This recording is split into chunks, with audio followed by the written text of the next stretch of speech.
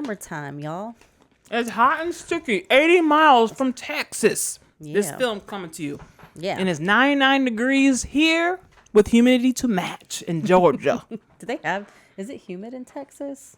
Or You is it know just what? I dry? asked Raphael, and he's like, yes, depends on the part of Texas. So, yes. Of course he would. But know. I just always- asked Drannon. Your cousin I've been who to lives Austin there. many times, but it feels like dry heat to me. Yeah. But, yes, depending on the part of Texas, you do sweat and Yeah. have humidity. But for the most part, it's a dry oven heat. You know. No, thank you. I love it.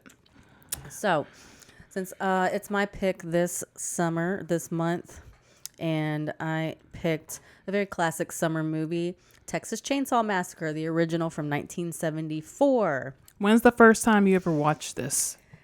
A few days ago. No.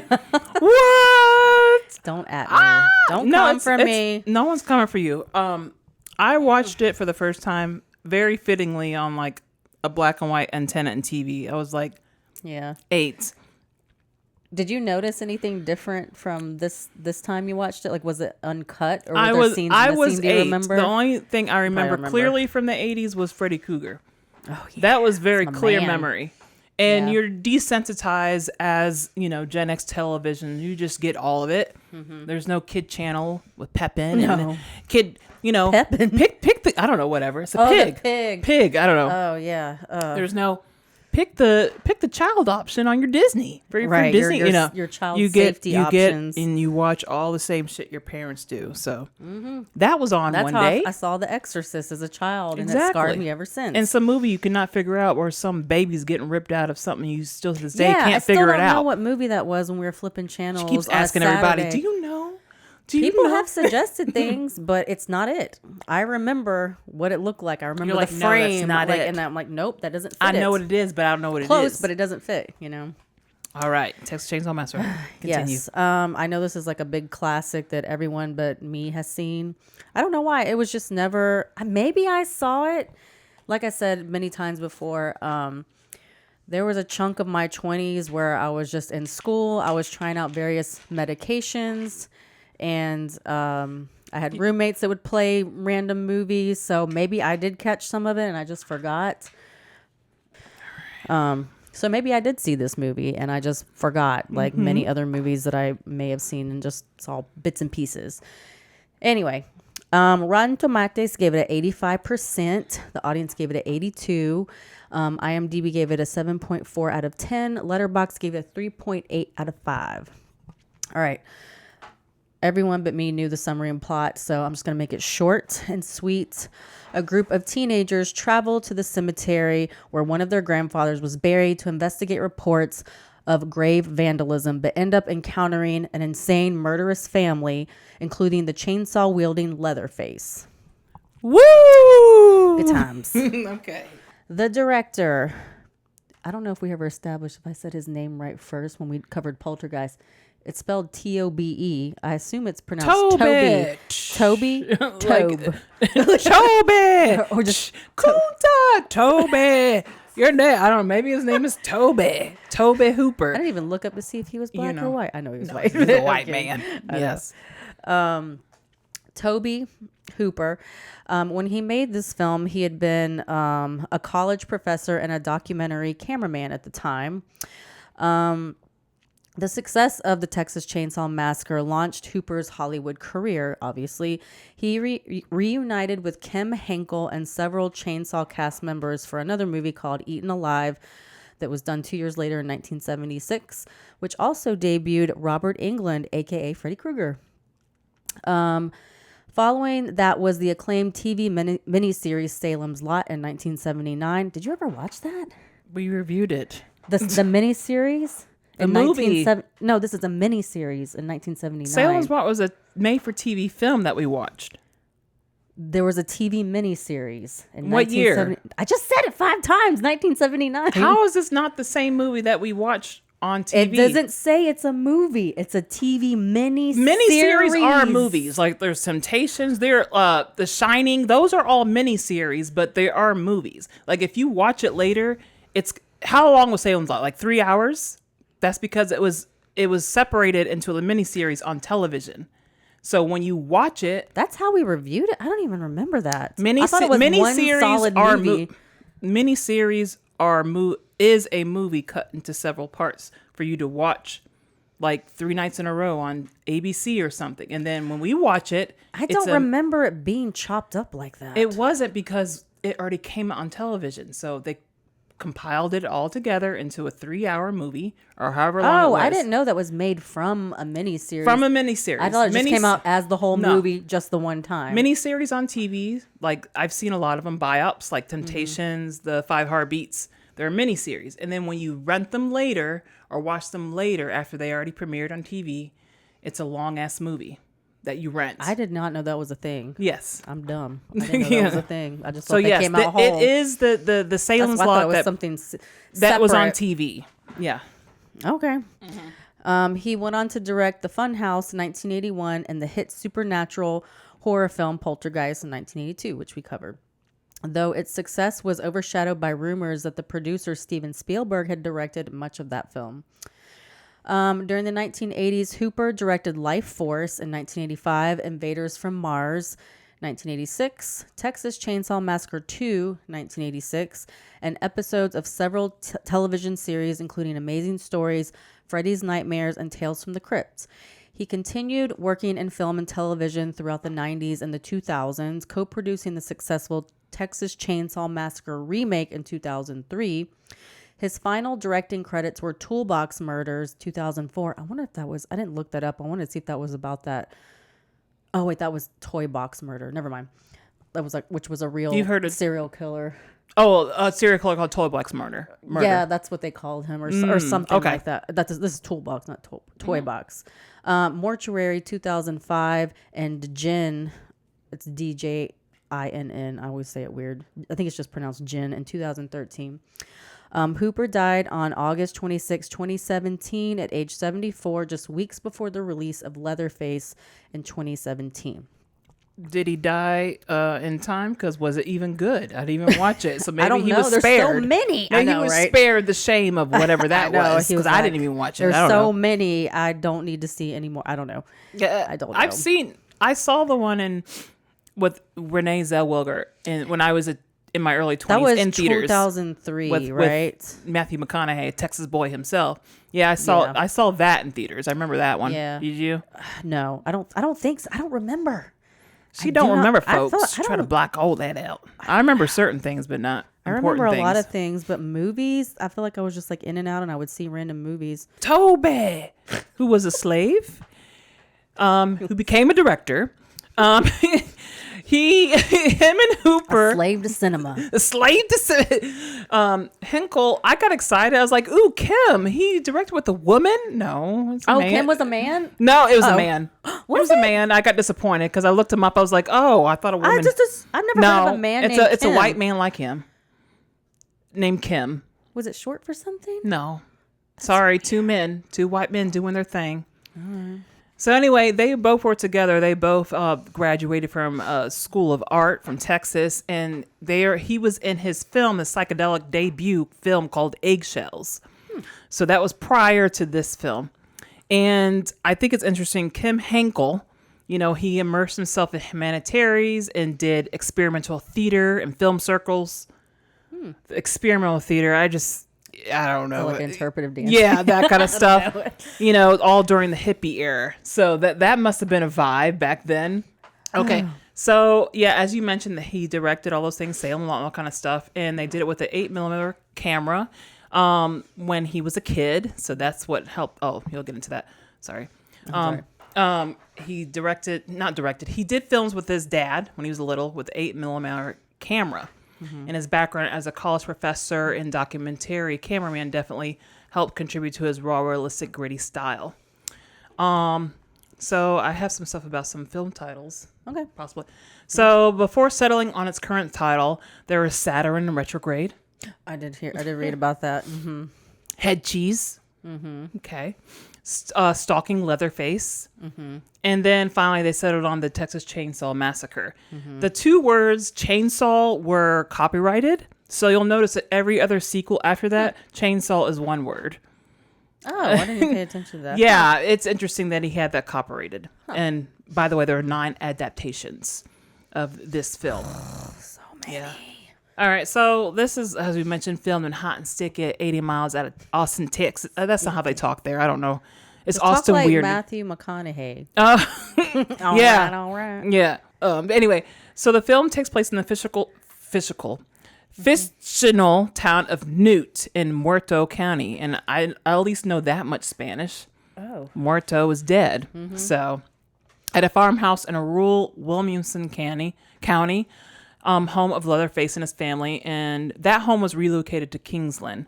And there is the cemetery in Badgetlender County, and the gas station, a restaurant still there. It's a tourist location where they have a horror-themed barbecue joint and bed and breakfast. So Yeah, I read check that it too. out. Yeah. All right. The inspiration for this film, director Tobe Hooper and not female Kim Henkel both studied Ed Gein for their inspiration for Leatherface and the grave digging antics. Gein inspired, like we know, so many movies, Silence of the Lambs and Psychos being the big ones. Kim also focused on a story of a different serial killer when creating this character. There was a serial killer in Houston at the time named Elmer Wayne Henley. He was a young man who recruited victims for an older homosexual man, and there was like a group of them that would like take in like his friends and then friends of friends, and they would just take them in and like let this old guy, I don't know why they highlighted homosexual man, but whatever.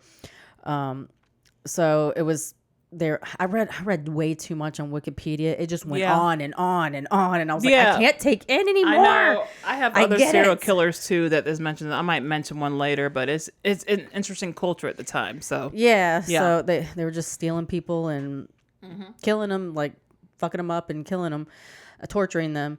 Hooper drew inspiration from the social and political turmoil of the 1970s. The film's false claim of being based on a true story in the beginning reflected like the public's distrust of the government following events such as Watergate, the oil crisis, the economic recession, and the Vietnam War.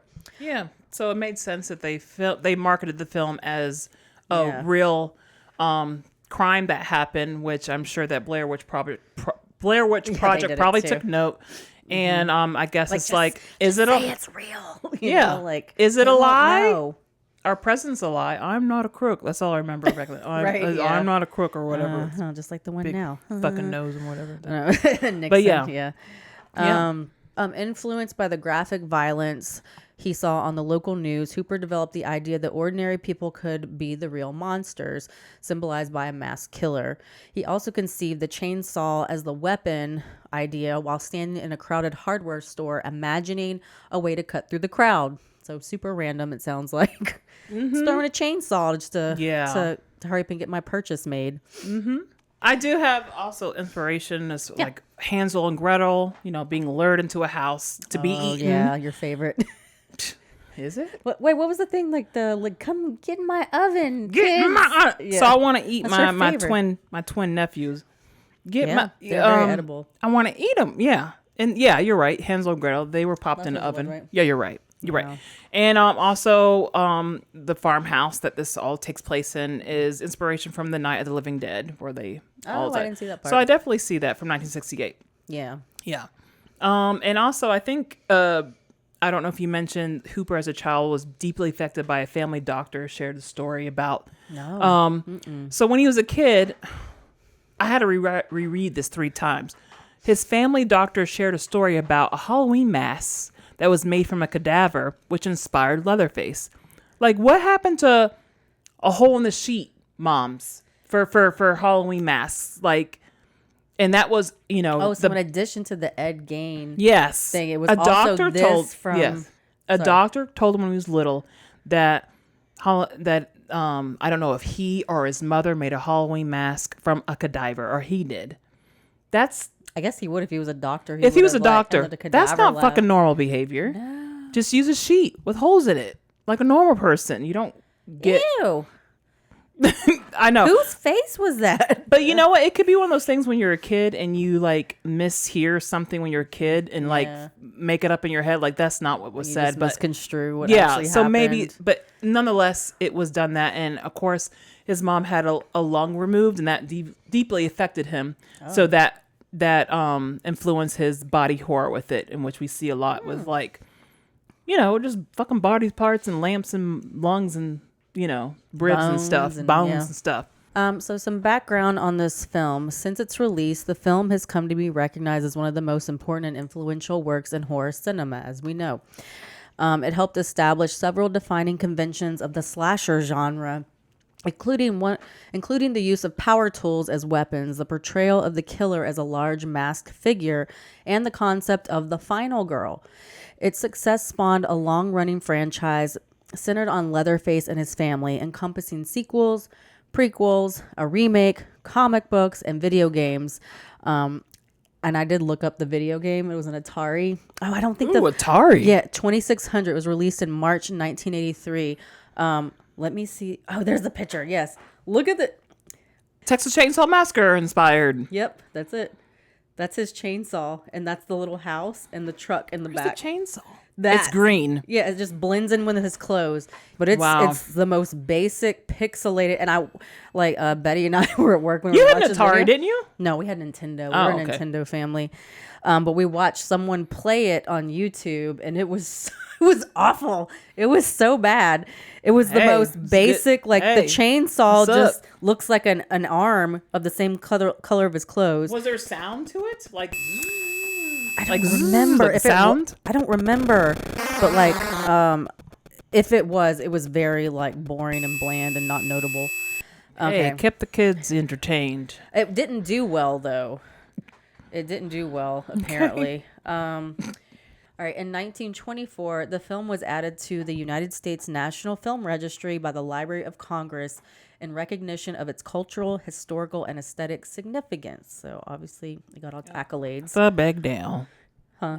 It's a big deal. It's a big deal. It's a big deal. Yes, and I haven't seen it till now, so shh.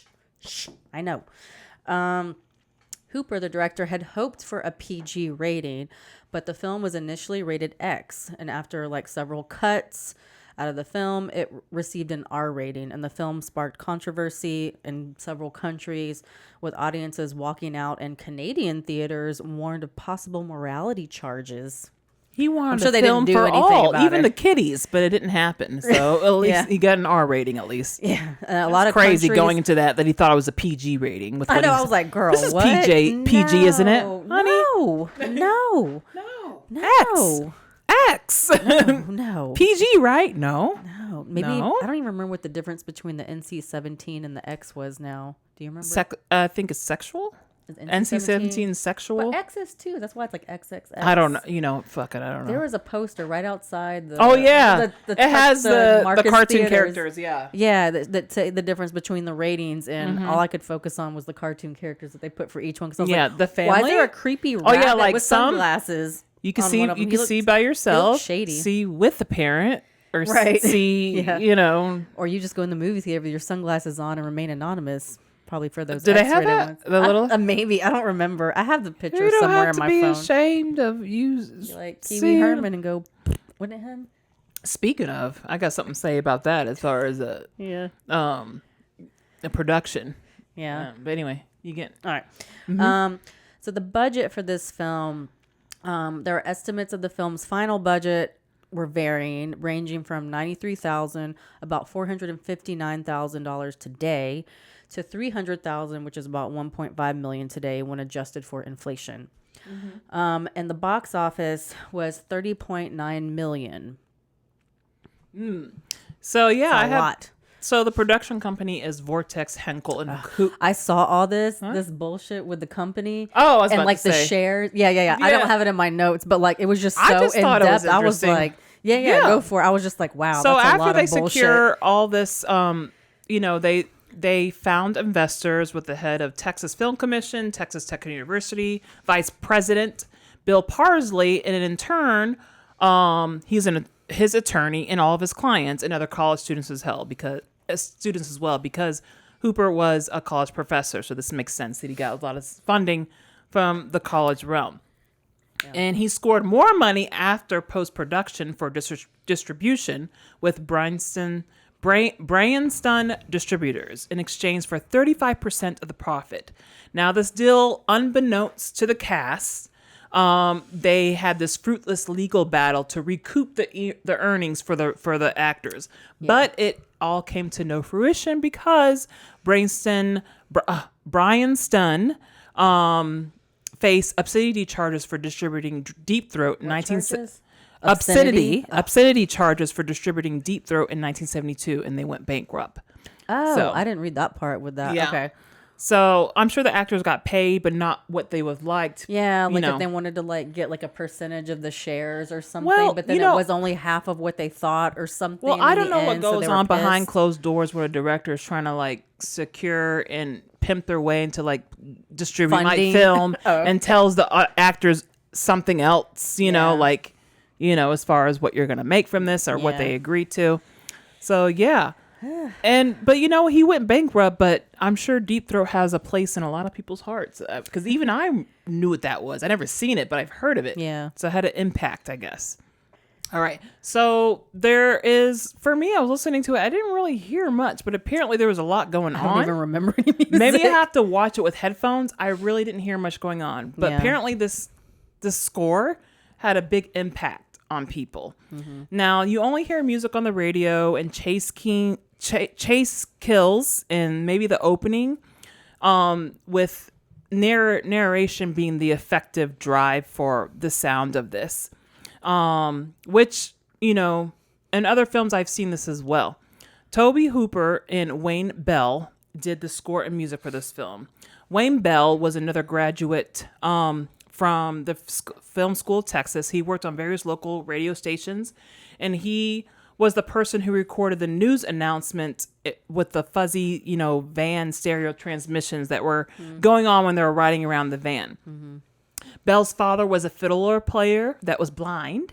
So since he couldn't experience images with music working in unison, Bell was taught by his father to make compositions that really conjure up the imagination. So that really worked in his favor having a blind musician teach him how to do film with music. Yeah.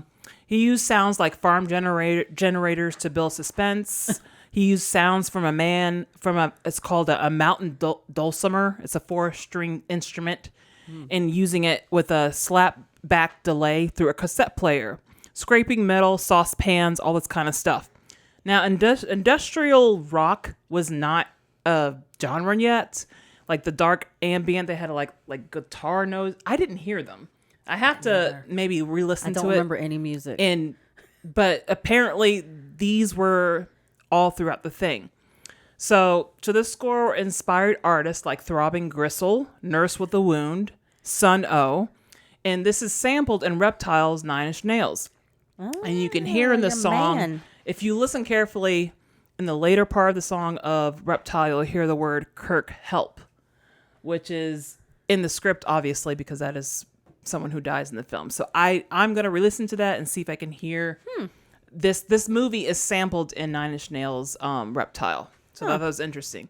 And as for the other music that you hear on the radio in the van, it's country and folk songs that were real. Fool for a Blonde by Roger Bartlett, Waco. Side note, that's fun. You know, cult stuff. You know, later.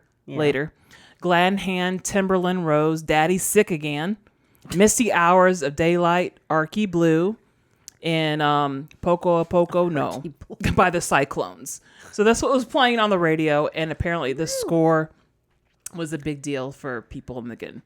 And I think the opening of this doesn't open with the song, but narration, which definitely is drawn from Hooper's documentary style education. Speaking of that, the beginning narration, just a quick fun fact that relates to that. The film's opening narration was provided by John Larroquette, who later revealed that he was compensated with marijuana for his work. Yeah.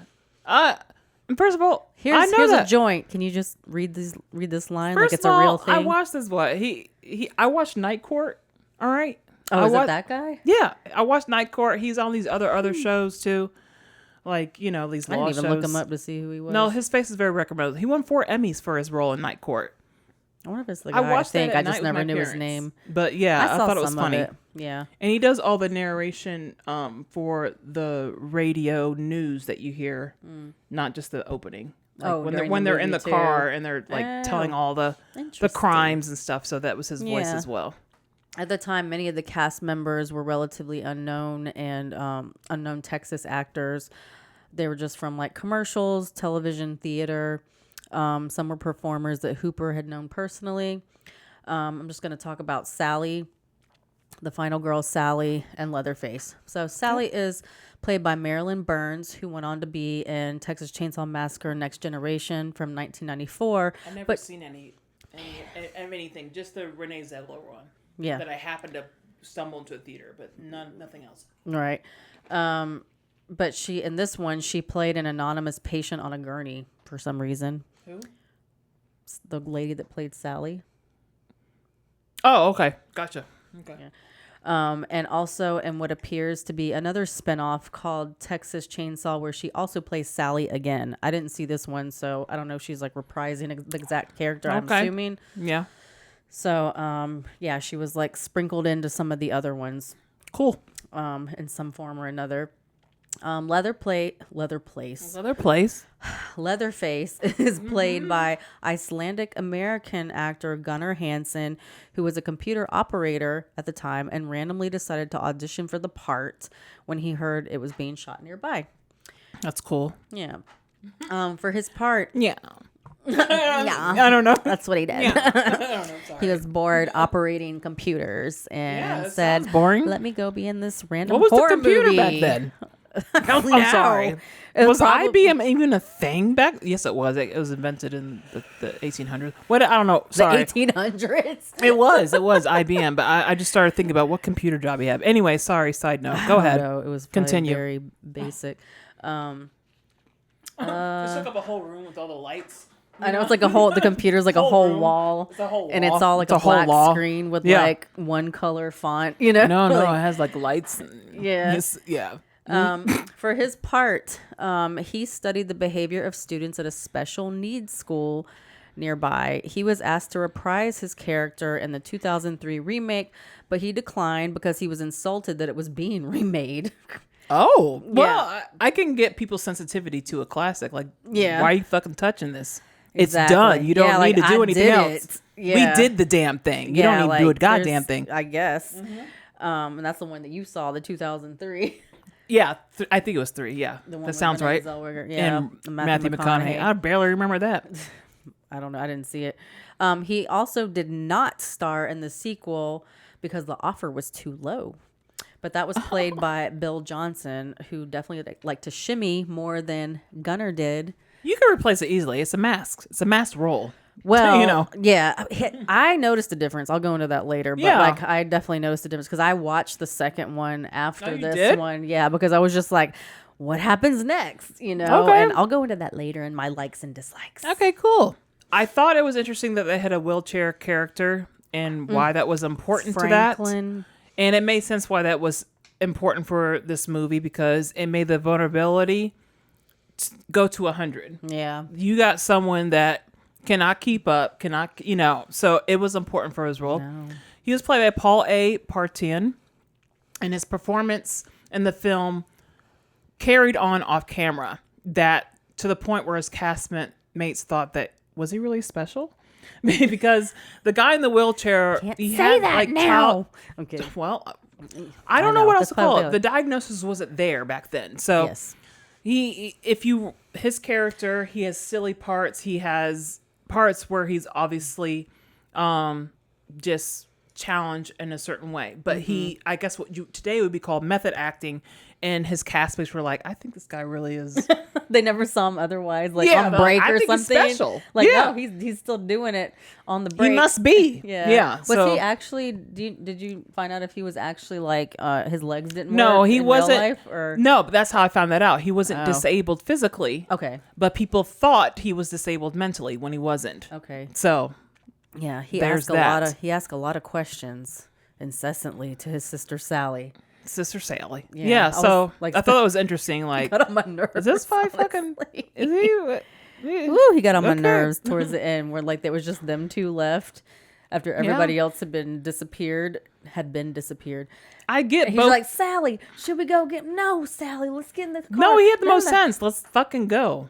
Yeah, They're not gonna come. And but then, she wasn't listening, and it was just No. like over and over. And I'm just like, she's not going, Franklin. She's not, not going. going. She ain't leaving her friends. Yeah. It was just incessant. Woo! He did his job. Like the screaming. He did his job. Yeah. Okay. Okay, so some fun facts I found from IMDb and Wikipedia. The special effects were by art director Robert A. Burns, and they were very simple yet effective due to their like low budget at the time. He found a lot of dead cattle bones and shit like nearby the filming site. He got blood from a nearby slaughterhouse to like splatter on the walls of the farmhouse where Leatherface and his crazy hitchhiker brother and dad and grandpa. Was that the dad? What? Okay. It was the dad, It was. And then okay. his two sons, and then grandpa upstairs. That's that what they I brought thought. down. And the dead mom was up That they there did not too. bring down. Right. But yes. Okay. I asked that because it was confusing in the second one. Oh, I didn't watch it, so Because there is a twin to the hitchhiker, which we never see in the first one. So they I'm like, added where the that. fuck was he in the first one? in a basement. I don't know, chilling. Whatever. Who knows where they all are on a farm somewhere else. Anyway, some of the bones were scattered about the house that were found and like fashioned into furniture, and they used like latex to make it look like the skin was still on there, which is kind of like if you can see behind you here, what Wes did with the Halloween skeletons. He used saran wrap. I think I already talked about this, but he used saran wrap to make it look like tissue and everything. Most of the movie was filmed inside this farmhouse, which had no ventilation, like you mentioned earlier, and the cast and crew were like very miserable. They were pissed off at the director because they all got injured at some point. Even I think it was who was it cutting her finger? Was it Leatherface that was cutting Sally's finger to feed to Grandpa at that one point? He said, I read that like he couldn't get the blade to actually, there was supposed to be like fake blood that came out of it and it wouldn't go through the tube or something. Right. So, and they were just miserable. They had been working all day in this heat and everybody was just gross and miserable and tired. So he literally just cut her finger and made real blood, which is just awful. Yeah. I feel like today that you would have got sued for that. You can't do But a lot because the dinner. What are you gonna do? The dinner scene was filmed in Continuously, a right? 26-hour marathon Woo! in 100-degree heat Woo! with real decaying meat. So the distress portrayed was very authentically filmed. Yeah. I don't think you can do that. I don't know what it is today as far as actor consent and wanting to push themselves versus what's allowed. Yeah. So, because even films today, I've seen film like characters like put themselves over a hanging bridge and things that are very dangerous because like they they want to put themselves in that position. Yeah, like they don't want the stunt person to do it for them or something, I guess. So who Yeah. knows? But that was definitely portrayed. I don't know. No They problem. were pissed off at Tobe for years after that. You know what? It happens a lot in film. Exorcist, your girl got That was back in the day too. Back in the 70s. It got too. a lifelong back injury from the sure director did. getting to what she wanted, and When she and was our flailing. girl, Woo! I forgot from The Shining. Oh yeah, Shelley Duvall. Shelley Duvall, Yeah, mentally fucked. mentally fucked, but it's the film Fucked with and fucked. and filmed, and I'm sorry, it makes great art. Look at the Jackson 5's dad and Tina Turner's husband. They did with no, I'm just kidding. But it pushed them to the point that we needed. Let them study it and embody it themselves without being pushed mentally, unexpectedly, But it's with no therapy afterwards. But it's the chicken before the egg. How do you get the great performance without the trauma and the Yeah. abuse? You can't. Yeah, You can try. I guess. Yeah. Anyway.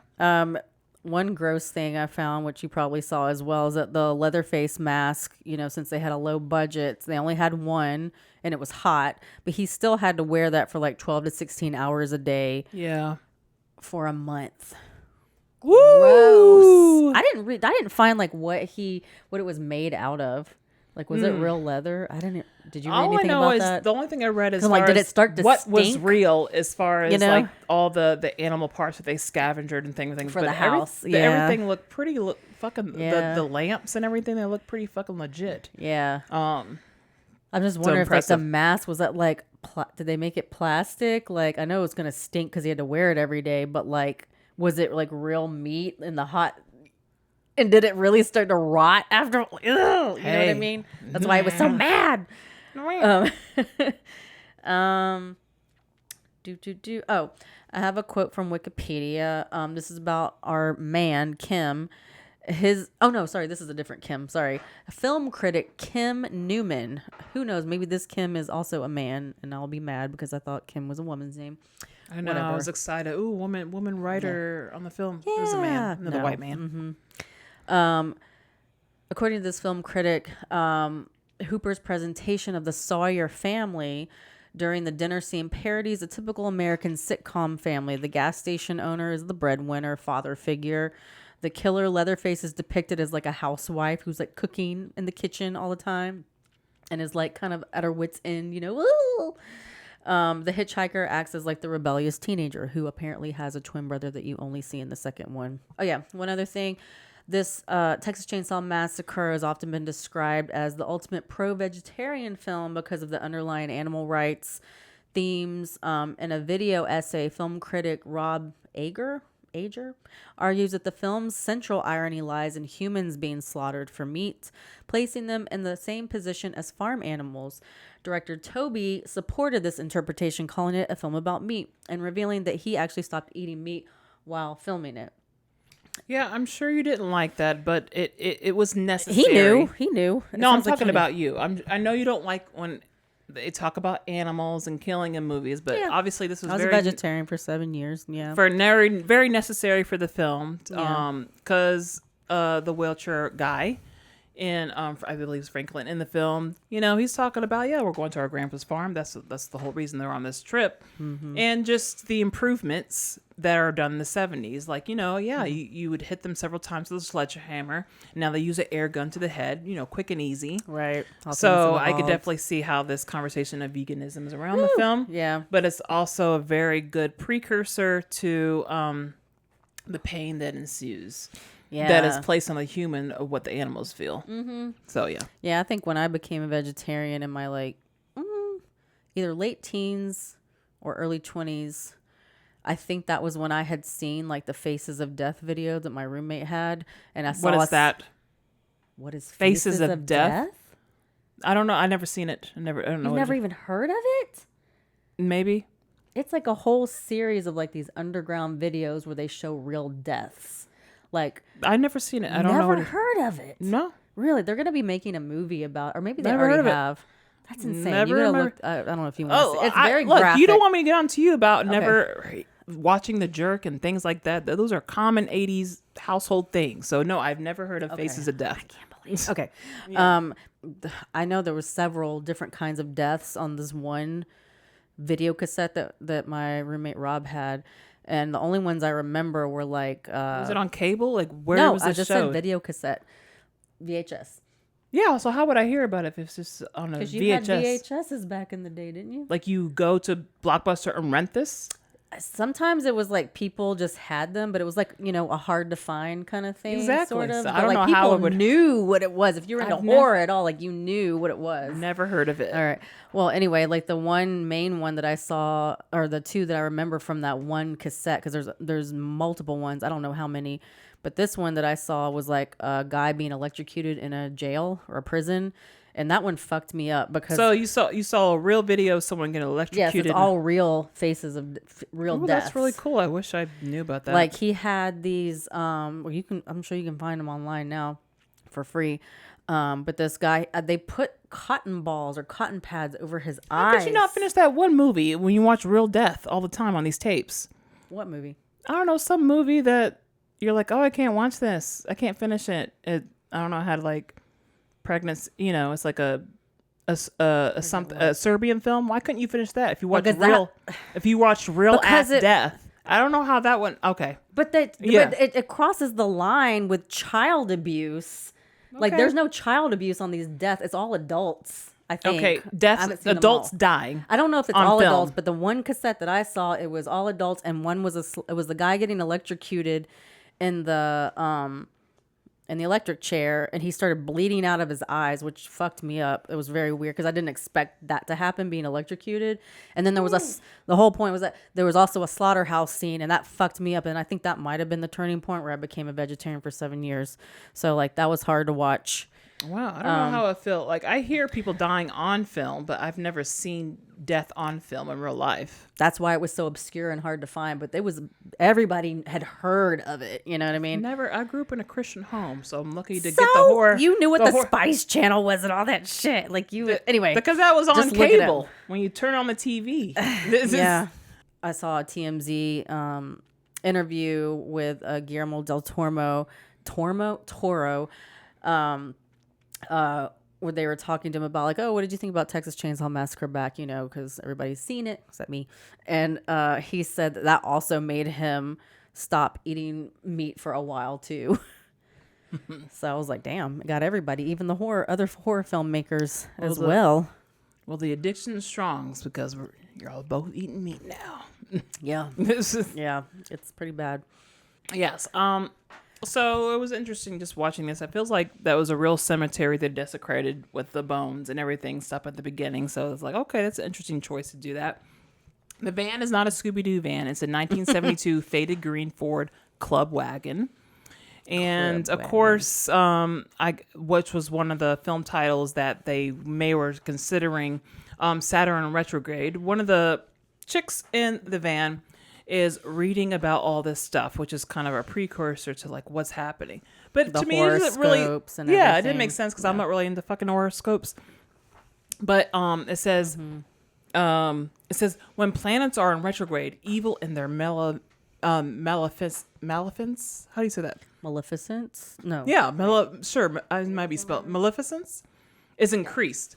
People are So it means that the planets of discipline and responsibility appears to move backwards in the sky. Rather than bringing chaos, this period shifts focus inward. It serves as a cosmic reality check to review boundaries, long-term goals, and structural foundations. So in relation to this movie, I guess though, in a cultural sense of what they're trying to make aware of what's happening in the nation. So maybe that's the Saturn retrograde, speaking to the culture. I think. Yeah. Yeah. We always hear now like Mercury's in retrograde. Everything's I have fucking no idea. up. That's what I always hear. I don't even know.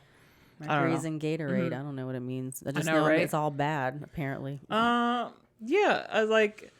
And when they pick up the hitchhiker, he's wearing like an animal purse and a camera. A little squirrel purse. And I remember in the 80s when I went to church, I just call it church because if you've been listening a long time, I refer to church as Kingdom Hall because church is everyone knows that is. Witness. Everyone knows what a church is. So when I went to church, all the boys had rabbit paws, and all my friends they had. I had chinchilla. One too. I didn't have one, and all my friends had chinchilla fur coats, and I was so jealous. Rich. Yeah, I was like, oh my god, I want one. The keychain, the rabbit foot was like a cheap every thing. bitch I knew in the Kingdom Hall, they had a little chinchilla coat, and I was jealous. I mean, it's just a thing. Dana, have you ever picked up or hitched a ride? Hell no. Never? No. No. I did it all the time when I was in middle school. I was late to school all the time. So I would walk from my house to the middle school and I would get picked up by, like an old man or an old lady. Do you have driving. your thumb out? No, I don't have that. So they see me walking. They see me walking to school.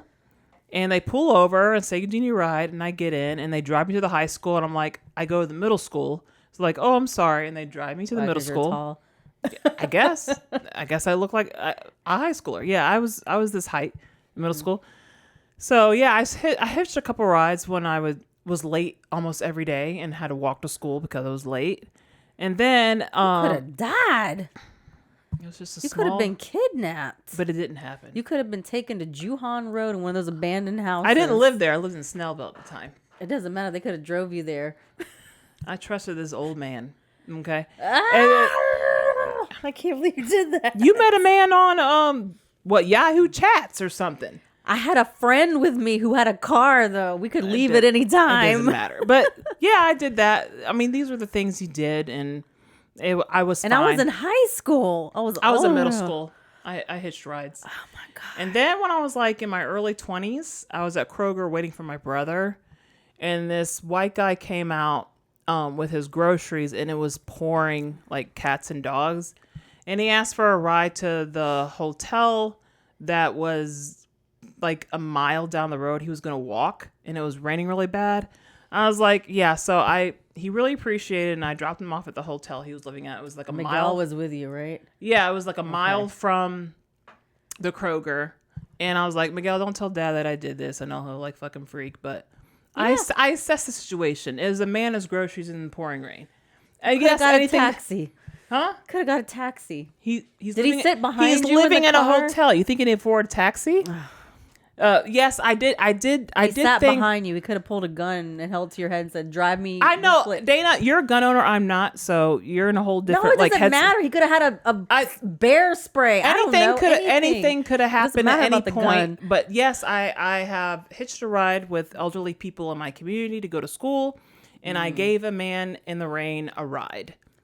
So, and I'm still here, so it's fine. Okay. Yeah, anything can happen at any point, Dana. But I assess the situation. Why make it more possible? Okay. Anyway, that's moving not on. how I think. It's not how I think. I have a whole thing about You're just guns. trying to be the final girl. It's all. No. Having a gun makes more things possible that are bad. So it's just how you think of things, you know? That's your perspective. Yeah. Yeah, exactly. Okay. So yes, I have hitched a ride. Okay. The funny thing is, after they throw him out after weird behavior, they want to call a cop, but don't, because that's just how shit worked back then. We don't have a cell phone. And if you go to a local gas station, the phone, Raphael lived this life in Cuba. There was like one phone per block or whatever. And that's the phone, the town phone or whatever. Like the public phone. Yeah. So I can see how like people just got away with shit. And, it's interesting that the conversations throughout the film, I thought it was improv, you know? Was it? No, I thought it was just because they were having like these hippie, like back and forth conversations. Like one guy's like, I stayed here after my grandmother died. What happened to my grandmother? She died. You know, just like Just whatever. so Like, stupid. okay. Like, But no, it was very meticulous, the thing. And even Leatherface's lines were written in gibberish. And Hooper told him what the grunts mean. oh, really? Yeah, so he was very strict on that. What, When did they give an example? Like a 1 grunt versus a 2 grunt means no, yes I didn't or go no into or that. But something? while watching the Okay. film, I realized, oh, this guy's not all there. Yeah. Like when he's Yeah. like portraying his victims and stuff. So Yeah. okay, kudos on that. Very nice shots of like nests of daddy long legs, shots of the sun. It reminds me of 70 Feels for some reason. I remember a lot of like, it's just very cohesive. The shots of the sun, the shots of the moon. Mm-hmm. And he filmed this style called cinema verite, which is raw observational realism. Mm-hmm. And that emerged in the 1950s, which revolutionized how documentaries are made. And obviously he has a lot of backward work in documentaries. And I like the little lines where obviously you can tell like where the loyalty lies in the group or how much, because like when you watch a movie where a whole bunch of people are going to get killed, like how much do these people care about each other? So it's like this couple goes off to try to find a swimming hole, right? Pam and Kirk, and they joke, oh, they're talking about the crippled guy. Oh, we should just shoot him and put him out of our misery. So it's like, okay, he's not important to them. Right. Yeah. And so I don't know why we're knocking on doors and going in people's houses. If they're not home, they're not home. Don't go in and keep looking. That's what I hate. Yeah. I still was like grossed out by the swimming hole. I was like, ew, it's just a fucking puddle, basically. Oh God. Oh, the guy who drove the van looked like John Denver to me. So I he forgot had that what his vibe. name It was that Kirk? I don't remember. It was the last one that what was the main chick, the last Pam? What was the last chick? What was the last girl? Final girl was Sally. Sally, her boyfriend. was the John Denver looking dude that she kept calling for. So the disabled guy, the guy in the wheelchair, that really got me like, oh my God, they're fighting with a flashlight. And she wants to go ahead without it. And like this is like, it just brings, like they said, like the fear to 1,000. It's like we're having dead weight. But Sally, this bitch, she's a fighter. She jumps through a window twice. She doesn't sprain her ankle. That's my fear. That's my fear of jumping through a window. Like, I'm going to sprain myself, but it's better than... Yeah, it's like, how did you just run away after you busted through 2 windows? And she's getting chased in real Texas thorns and cactuses. They're all over. Yeah. Like, I would be afraid of getting something. Bushes. Yeah. I thought it was an excellent shot of the barbecue cooking at the gas station. She thinks she's getting help, and she's like, oh my God. But it's like Papa Sawyer or whatever. Yeah, and it's like... He's so creepy, the meat hooks and the sausage. And it's just like, okay, it's just like how my friends were in the meat hooks there. It was a nice quiet moment where they really focused on the fucking gas station barbecue. She knew she was fucked then. Yeah. Yeah. And for some reason, I just thought when the gas station owner, he kept swatting her with a broom. Yeah. I was like, that's your weapon? Okay.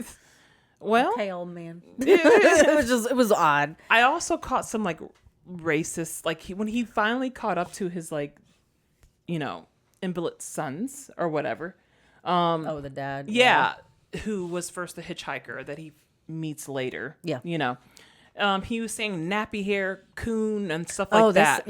What would they call it? They said there was something with a pig too. Yes, was it coon hog? But I caught coon is obviously something you call black people back then. Mm-hmm.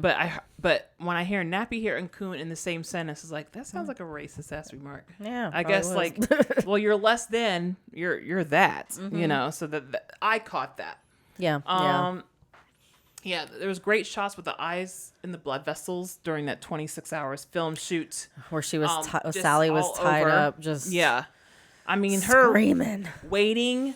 While tied up with armchairs, staring at a lampshade made from a skeleton ribcage. Mm-hmm. That's those were cool. Yeah, those were very cool. Yeah, and I love how she's screaming for her life, but the guy at the gas station is arguing about ethics. Like, he doesn't like killing for killing. Pleasure, the pleasure of killing, and why can't his son take pleasure in his home, take pride in his home. He messed up the screen door. So it was it's so funny. He's focused on these Leatherface when he saw through the front door. Yeah, these things, but obviously there's worried about all this killing and eating and cooking going on, and mess and decay, and you're worried about the front door being sawed. Oh my God. Yeah. And of course it ends with him dancing with a chainsaw. I love that. The shimmy. No, wait, there wasn't many shimmies in this one. It was cinematic. Was in the second one, but just ending with him just in the air. Apparently, it was from a film, The Last House on the Left. I did not see that. It's from 1962. Right, that was before. Yeah, it's probably been remade, but there's a scene. So technically, was it 62? Yes, 62. So technically, it's not the first film with the chainsaw. I thought it was just a couple years before. Okay, probably not the first film with the chainsaw feature, as it said in The Last House. So that was prior to this film. So this film is supposed to be the precedent of using the chainsaw. And from my movie knowledge, that not being one of it, the Death Files, what is it called? The stuff you watch real people die. Faces of Death. Not that. The Dead Files. I remember from all the mafia shit I watch, of course,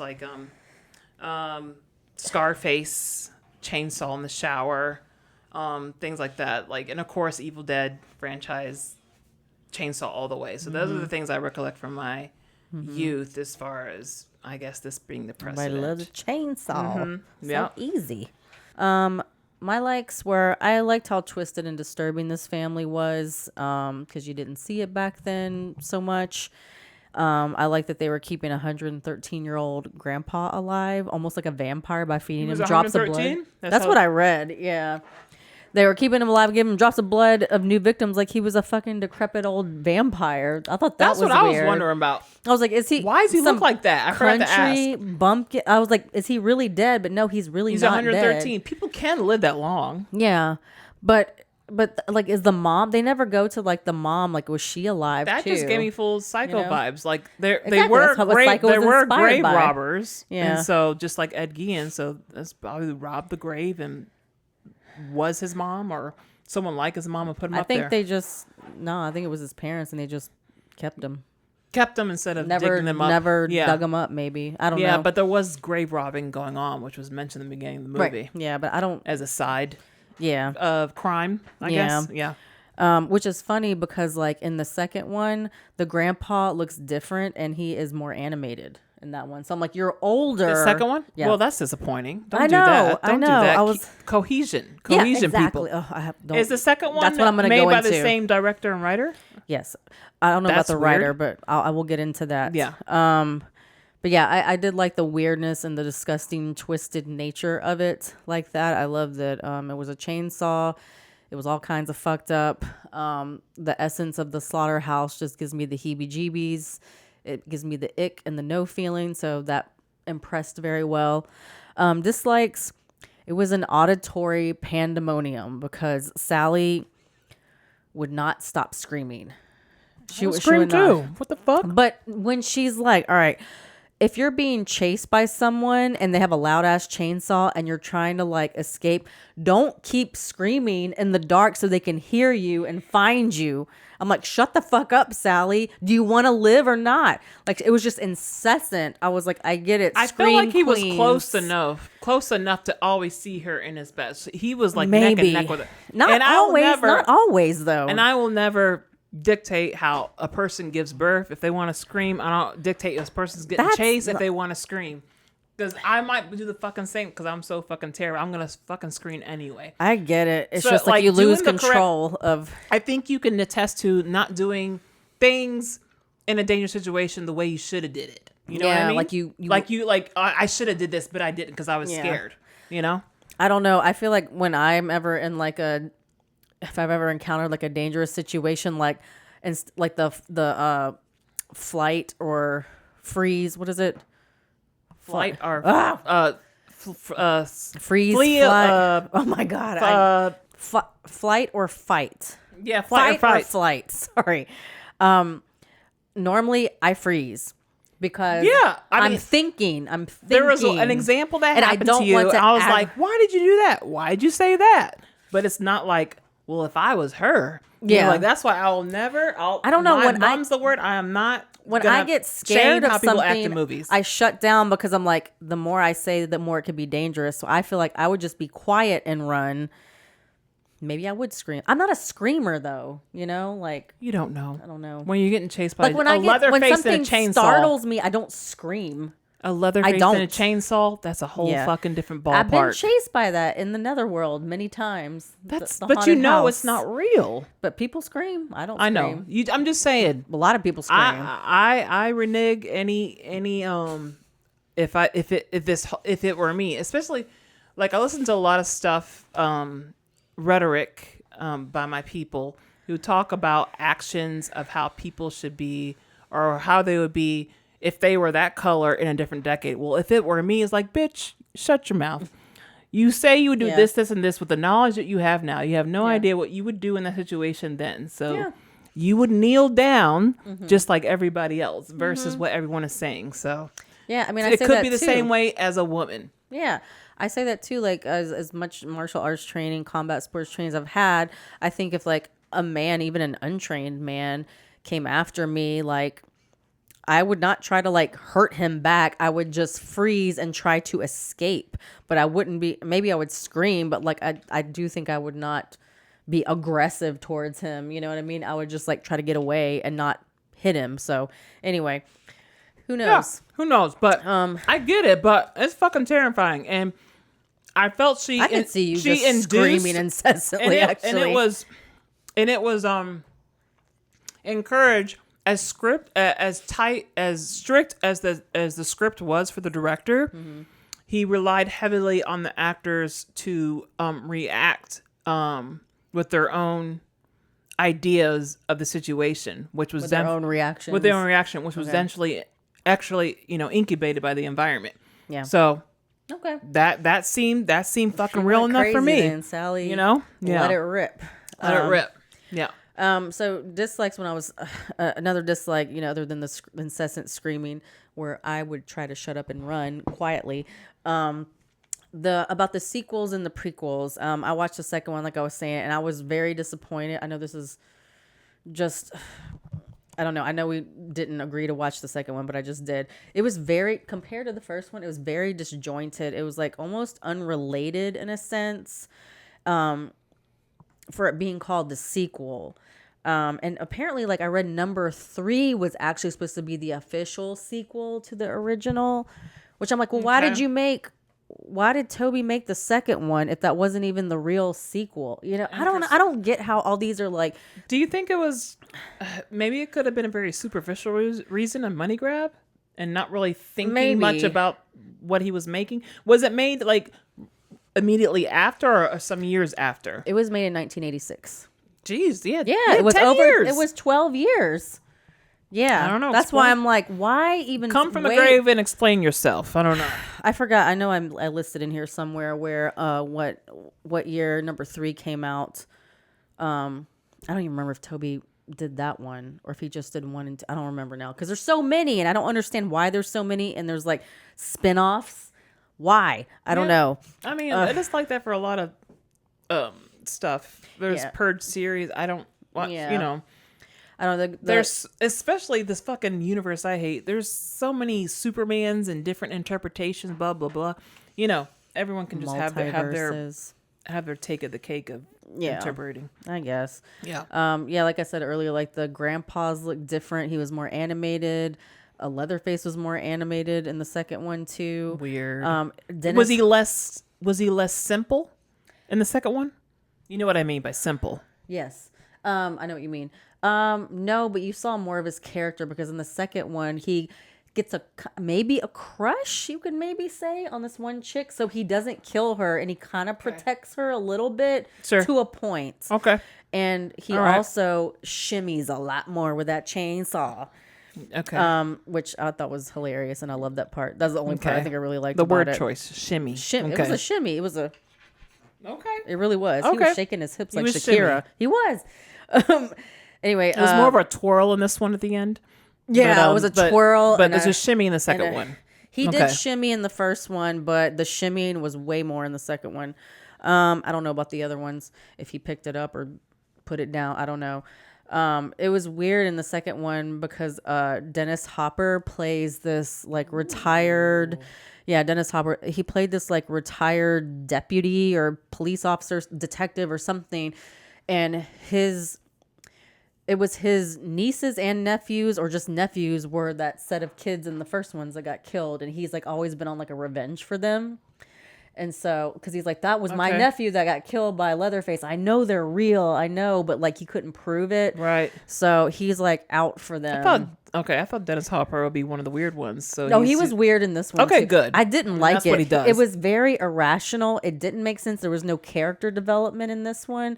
It was very disjointed. I'll watch it for myself. It's like, did you ever see Blue Velvet? Yeah. Okay. Dennis Hopper's character, Frank Booth, in that one? Yeah. He was fucking crazy and he was huffing shit and he was just like out of it. He was like that in this one too. Cool. And I was like, but it didn't make sense because he was like... I finally watched him in Apocalypse Now. I haven't even seen forever. that. It's worth watching. Very good. Brava. Yeah.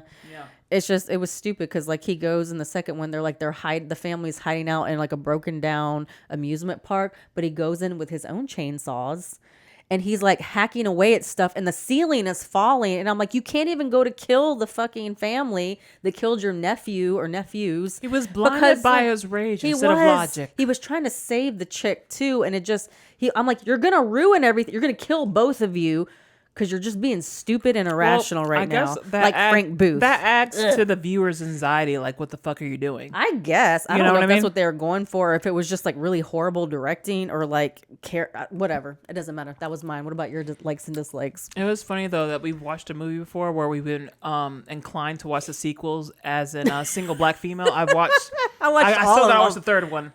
I watched the first Oh. two. I still gotta watch the final one. This is Girl. crazy, girl. Wait, It's so good. Wait, does the I watched- second one go with the nuns? Yeah, I mean, the second one, she's in jail, but she discovered that she's a nun, and Okay. then she gets her memory back. I'm like, oh my god. Okay, I can't remember if the second She one gets had the taken in by nuns. the nun, and she remembers that. Yeah, I did this. Yeah. Yep. I haven't watched the third one yet. Really good. All right, what are your likes Okay. and dislikes? All right, so all these, I really liked it, and my recollection was vague from 8 years old on a black and white TV. But I do like all the themes that it goes into, like the veganism, the family dysfunction, the violence against women, displacement of rural works in the face of industrial capitalism, hippie culture, and middle class versus rural South. All those things are explored. And I like how part of the motivation of the film was how like the local coverage in San Antonio was represented in a sensational manner. So that's what inspired him. And I know you mentioned many serial killers. One that stood out to me based on the film as well is Dean Corll. He was he looks like a soldier. I don't know if it's fucking drastic PTSD from the war, but he was a sex offender who abducted, raped, tortured, and murdered 29 teenage boys and young men from 1970 to 1973. Oh, that's the guy. Dean Corll. Remember when I was telling you that Kim Henkel was also took it from a different serial killer? Yeah. That was him. That was that one. Yeah, that was one. him. Okay, I think he was the old homosexual man that was having the younger guys go get victims. And we discovered that as a theme when we went to the serial. Well, I don't know if you want. I haven't been. Okay, we went to the serial killer museum. That was a theme: suppress homosexual rage, and that's what happened here. Let people be who they want to be, and then nobody gets killed, right? I love the radio telling of the news that's on when they're listening in the van of the local news. And it's probably very terrifying compared to previous decades like the 50s, the 60s and 70s. It said, man angered by blackout while watching the game jumps out of 12-story building. Shit like that. Just and other killing stuff from the culture of the time. This film is the GOAT. Why? The view depends on you and the adapters who made the film. Only they can answer that. It did spark a lot of analysis and commentary on this film, so that's what makes it the GOAT. For me, with the family dysfunction, it was also the tap, which I didn't see mentioned, was the mental illness. What was portrayed back then with people like this? What was their fate? Like, you just tuck them away from society, people who Pretty much. You And know you what don't I mean? report them because you have a crazy son And with a just hope for the chainsaw. best. It's like with Ed Gein, like she knew, his mom knew he was doing weird shit, but she was like, that's my son. And yeah, what can you just do? Jesus will save him or whatever. The research for this film depicts, many people did not like this depiction of the sons because it depicted them as offensive and dehumanizing. And they were... Leatherface? Yeah. Okay. And yeah. I don't know if you meant the hitchhiker son. Him Okay. as well. But I think it was perfect because during that time, society deemed them as objects of pity and societal burden to be institutionalized rather than equal citizens.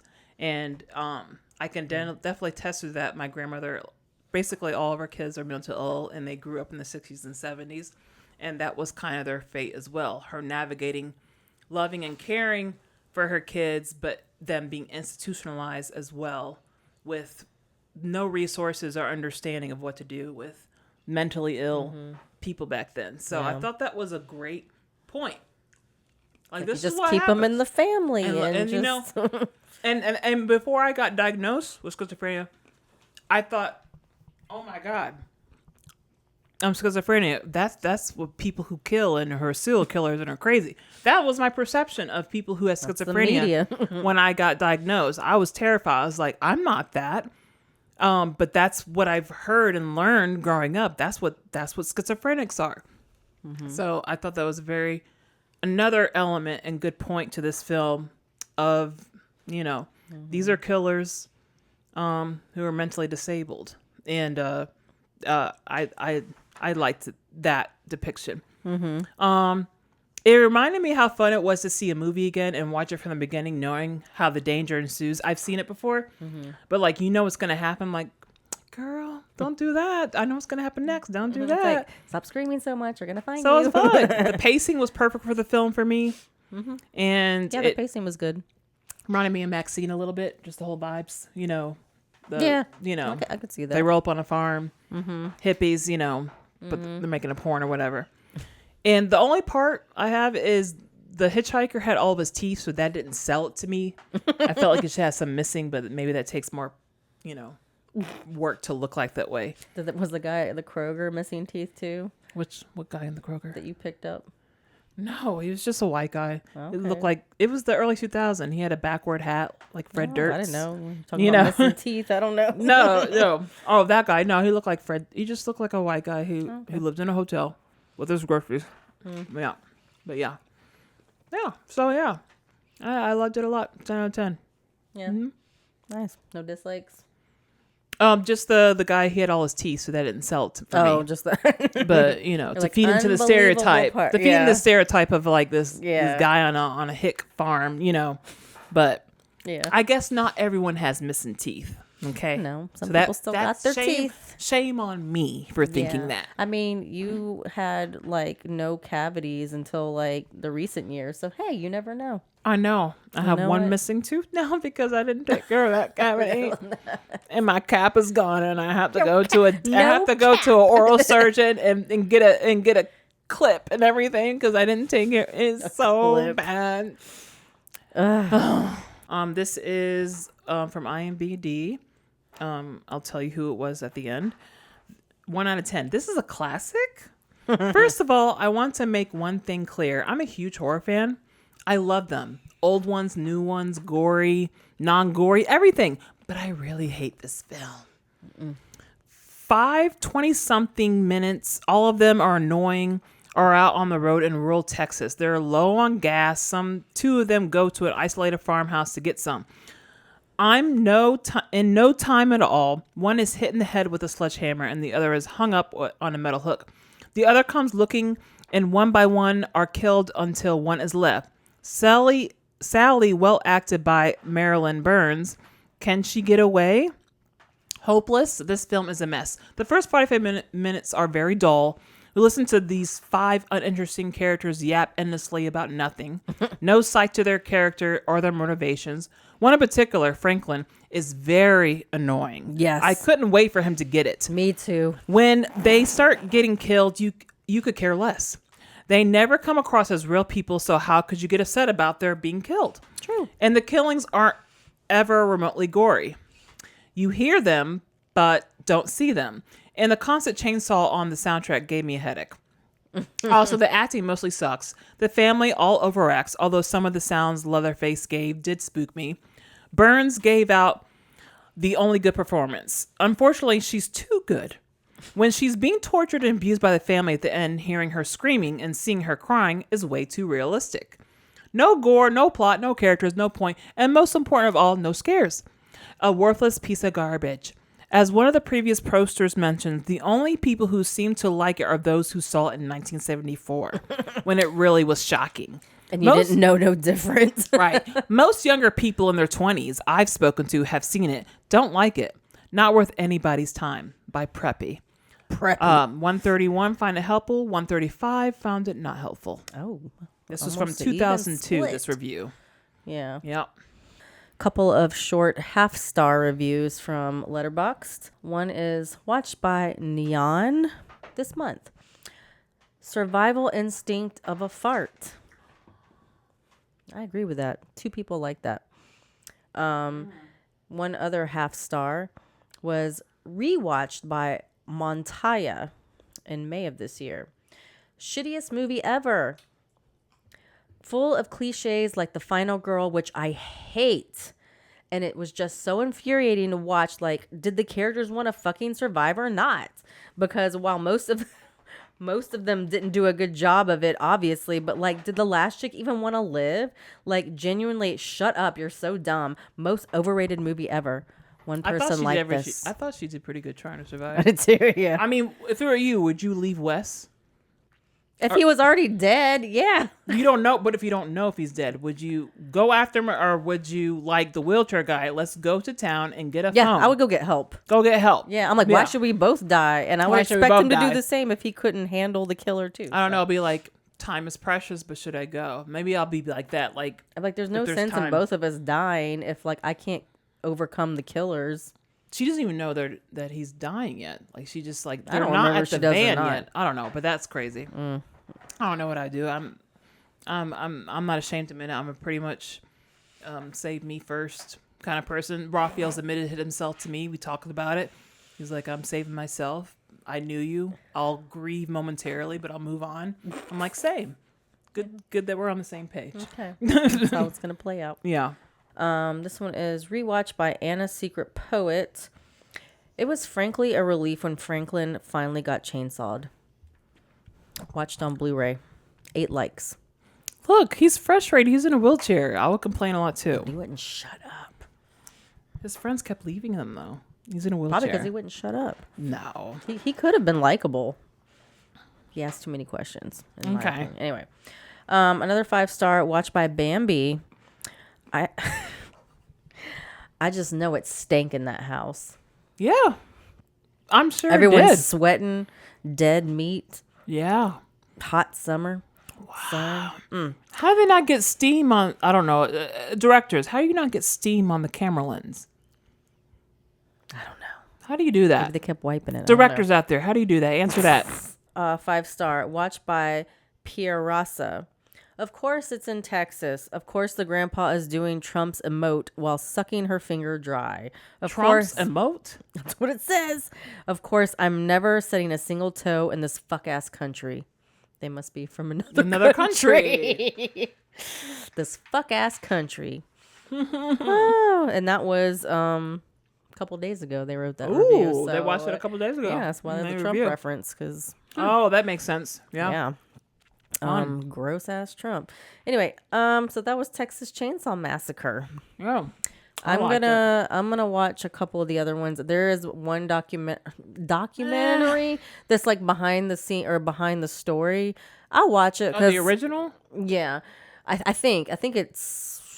I don't know if it's actually just only about the original, or if it's about some of the other ones that Tobe Hooper did. I don't know because I haven't watched it, but I'll watch it just to learn some new stuff. I didn't have time to watch it for this review, but Would I be interested in the sequel, or should I not even bother? if you want some weird ass, Is there any good performance even by Dennis Hopper in this film, or was the film he's so like bad I that said, it couldn't he's save it? just. It's just in the 80s, and they go after this. Okay, I'm going off script here, and we're way over time, but it doesn't make sense because in the beginning it starts out as these two like recent high school graduates. They're like cruising in their convertible, and they just and they're like calling up the radio station, not letting the radio station like hang up, and they're just like, hey, this is Rick the Prick and Buzz, yeah, we just graduated, go, whatever their fucking mascot is, Go Bobcats! yeah, or whatever. And like they encounter going the opposite way on this bridge, fucking Leatherface and whoever the fuck is driving, and he's just with his chainsaw in the back. That's how it starts. I'm like, where did they come from? Since when does he go outside of his house? Does it take off in a truck? exactly? No, this is how it starts. Sally's There's no story Sally. is not continued. There's no Sally. Her story is not continued. She does not exist in the second one. Okay. Other than Dennis Hopper, I think it's maybe only his nephew. I don't think nieces, because they weren't related. Oh no, that's right. Sally and Franklin. Oh, I fucking forgot. At least one of his nephews. That's why he's seeking revenge. But you find out in the second one, like the Leatherface kills these two high school seniors, and it's all recorded on because they have on their car phone. They're talking to the radio station. This chick named Stretch. And so she can't hang up on them for whatever technology they had back then. So like they have to hang up. Oh. I don't know why. Okay. I don't know how it worked back then. So she was like, please hang up so we can get other callers. And like they wouldn't. And then she hears this murder happen on the road. Oh, right. And then so it's recorded. And On so the radio. That yeah. sounds cool what you're saying. It sounds cool, but it's not, because then like Dennis Hopper like comes into town because of these two teenagers that were killed, and he's like, I just know it was that Texas Chainsaw guy or whatever. And but the other cop was there like, you're crazy, like that's not a thing, this was just an accident, you know, you're in your head about this, like that there's a murderous family out here. And then he's like, no, I know. And so how does he even get in touch with the radio host? Her name's Stretch. It's so it doesn't even make, they don't explain anything, but like they get into, I think there's like an ad in the paper where he's looking for like, do you have any fucking information on this murder? And she happens to see this one little ad in the paper, and she's like, actually I have like radio tape of this. And then she goes and finds him in like his hotel because he's in town, and like he doesn't believe her. She's like, well, just listen to the tape. He's like, I don't need your help. And she's like, listen to the tape. You can hear the chainsaw. This is what you're looking for. And he like, no, you stupid woman. Like female, you know what I mean? He's like, she made that stupid part up. And ratchet. Did you say stupid woman part? He might as well have said it. She added that. Like if a man had brought it to him, he probably would have been like, oh, sure, give me the evidence. But he's like, oh, you're just, it's probably nothing, you know? Anyway, she gives it to him. And he's like, please play this on your please replay this. And like, maybe the killers will come to your radio station and then I can find them. But I'm going to meet you there. But he doesn't. He lets them break in. And then he follows them to that abandoned amusement park where that's like their little cave. There's no farmhouse anymore. It's just this abandoned theme park. Amusement park. Yes. Yeah. What does that have to do with nothing? That big of a farm? Nothing. There's no farmhouse. It's like they live... So I'm guessing that there's no farmhouse in the second one. They just moved. They're killing from a farmhouse to an abandoned amusement park. That doesn't make any sense. No, it doesn't. Exactly. That's why it made me mad. And plus, there's a new. Come on, Delia. There's a new character. Apparently, the hitchhiker. Delia. Ow. Apparently, the hitchhiker has a fucking twin brother that we never see in the first one, named I forgot what his name is, but he has this Jebediah? No, he has a steel plate in his head, but it's weird because he looks like one of the teenagers that got killed in the beginning. Like they have the same weird little teeth and like craziness to them. And I'm like, oh, because you never see that guy get killed, the teenager. It's just assumed. The so John Denver guy? No, that guy died in the first one. You're talking about in the first one. Sally's boyfriend. You don't see him die. No, I'm still talking about the second one. Okay. Yeah. All right. I'm saying like the hitchhiker in the first one, and the second one, he has a twin brother that you don't see in the first one. Mm-hmm. But he looks like one of the teenagers that gets killed on the radio show, when they call in, because you never see him actually die. That's just assumed, at least that I remember. Mm-hmm. So I'm like, oh, they took him. After they killed him, they took him in, and because that guy was kind of like a fucking whack job anyway. And I was like, oh, that's the guy. Like, and he, from his injuries in the car crash, he has this like metal plate. Oh, his name is Chop Shop. Chop Shop. Played by like Chuck Mosley or something. I don't know who that is. Yeah, but he has this plate in his head, and he's the hitchhiker from the first one's twin brother. I thought they just picked the teenager because it looks like him, and you never see him actually die. Because I was like, where did this new guy come from? It's stupid. Why are they living in an amusement park? I don't know. Dennis Hopper. Do any of the rides work to add to the elements of fun? It's like a weird cave system. It's so dumb. Like there's no carousel. It's all in this weird like mountain cave complex. All I remember was the one so where Nate was that Wegger one was pretty good from when I saw it.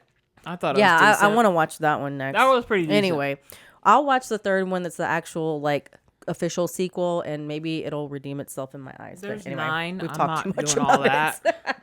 But Texas Chainsaw, it was hot and sticky like it's been the past couple days in Georgia. And my hell was my pool wasn't open. Still, for 2 years in a row now. And you pay so much in rent. I don't want to talk about it. I know, because I want to go to that pool too. Oh. All right. All right, thanks. Like and describe. Please leave a comment. Describe. Yeah. Not unscribe. Subscribe. Like and subscribes. We have video episodes on Spotify, on YouTube, and you can listen to wherever you get podcasts. Yes, thank you. Please leave a comment. It really helps like boost us in the platform algorithms. Yeah. Even if you don't follow us, even if you don't like us.